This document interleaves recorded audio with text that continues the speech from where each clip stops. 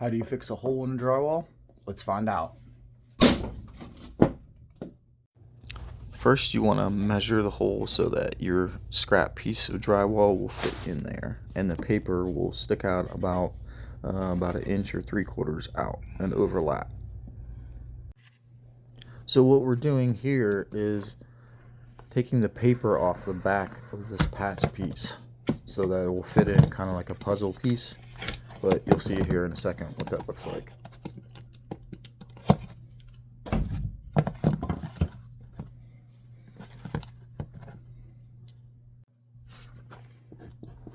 This is the small little piece that will fit in the hole right there that's labeled keep.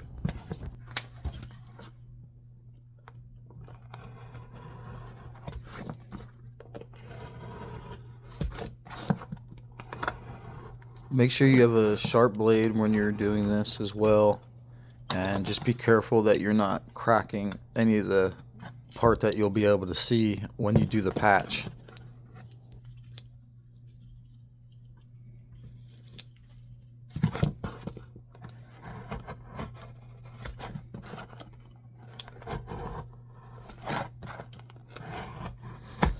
So you're going to pull the plaster there away, the drywall away from the paper.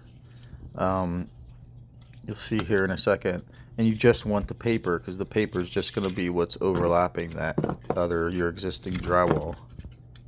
So it kind of takes the place of like a mesh tape.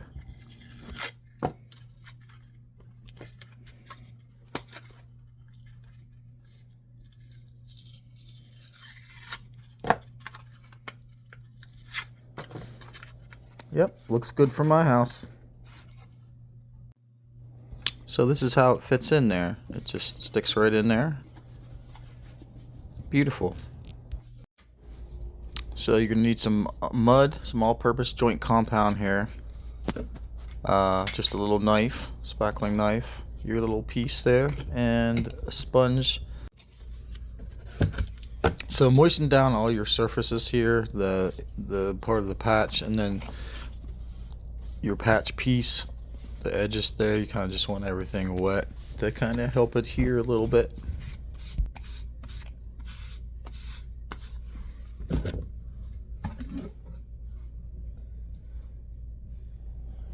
Let's slap a little bit of this mud here.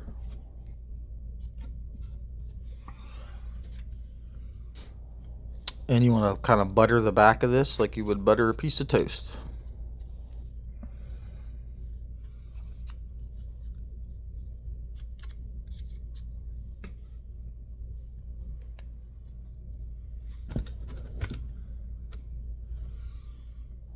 Normally I would have a little bit watered knife that would just go over this entire patch, so you could swipe it with your joint compound. Just do a couple swipes and then you can't see that at all, especially after you go over that. Usually I like to go over stuff about 3 times to make sure it's pretty good. Look at it with a light those last few times and it should be good to go.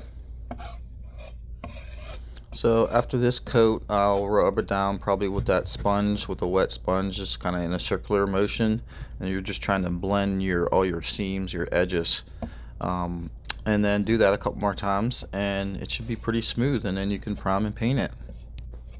Hey, if this was helpful at all, hit subscribe. Thanks guys.